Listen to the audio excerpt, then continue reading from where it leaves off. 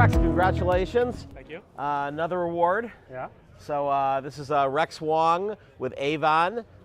You've now won, I'm losing track, how many awards have you won in the last 6 months at conferences? We've probably won 10 top twos. 10 top twos. Yeah. And you did get just now second place at CoinAgenda. I think that's your second place? Third second place for CoinAgenda. We can't seem to win the first one here. You did, however, win first place token match in London. Yes. Yeah. Yeah. So it's interesting because, of course, token match is a little bit more of the professional investors really spending long time due diligence. Here it's, I wouldn't say beauty contest, but like you do sort of like get on stage with more companies. Yep. But still, top two is still great. Yeah. So what have you learned in the 6 months or so that you've been going out on the road and talking about AIVON? Let's start with what AIVON is. So AIVON stands for AI Video Open Network, and we basically are using AI computer vision to scan through each frame of a video to collect the metadata, so all the information that goes around the face, the image, the text, the audio, the motion, the object, the scene. And so we collect all this information from each frame of video, and then what we're doing on the blockchain is we're crowdsourcing the computing resources. So the computing resources needed to do it is very similar to blockchain mining. Right? We need CPUs and GPUs, and so we're enlisting our user base, and we have 500 million users that we can enlist from to basically give us those computing resources. And then the other side of what we're doing is we're kind of enlisting them to be our human expert network. Now 500 million users, that's a pretty big base to start from. Yes.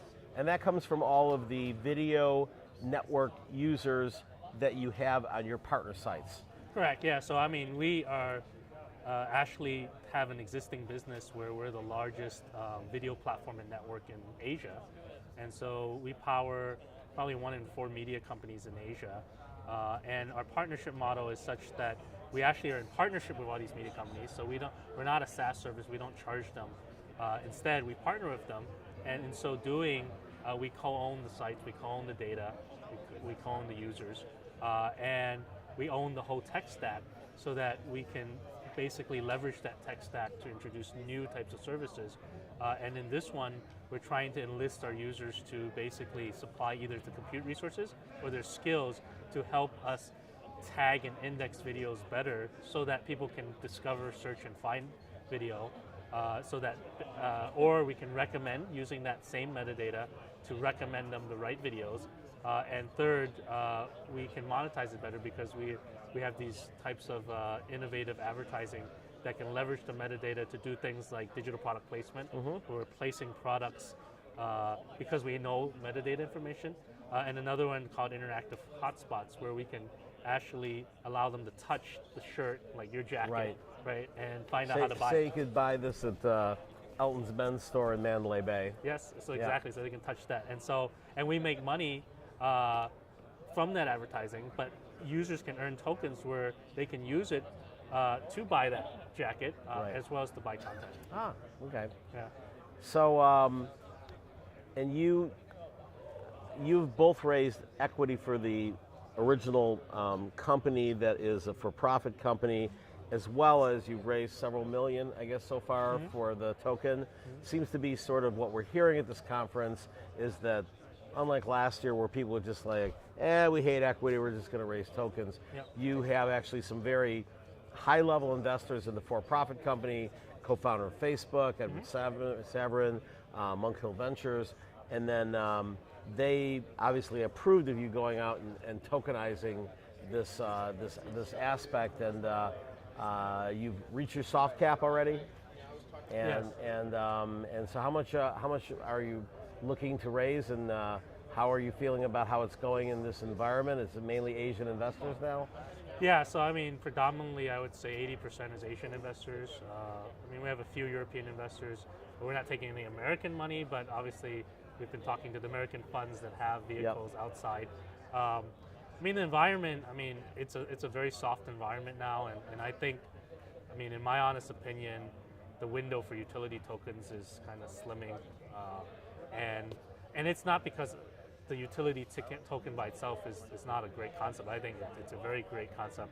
The problem, I think, is that some people have unscrupulously taken advantage of that, and because there's no governance and no accountability, that's been a challenge. So some guy raises $20 million and buys a yacht. Yeah. Right. Well, we both go back to the dot-com era. Yep. And you were on the team that had a great dot-com that basically Oingo.com, which essentially became Applied Semantics, and now powers all the Google ads through AdSense. Yep. So you had some, even though many kind of scammy and there were some fraudulent, dot-com fundraisings, but from that, after the meltdown, came some of the biggest companies in the world: Google and Facebook and Amazon and eBay and Yahoo. And it's kind of interesting because 1998 we were all in that time, and at that time anybody with a .com, they put on it and they were raising money. Right. And I remember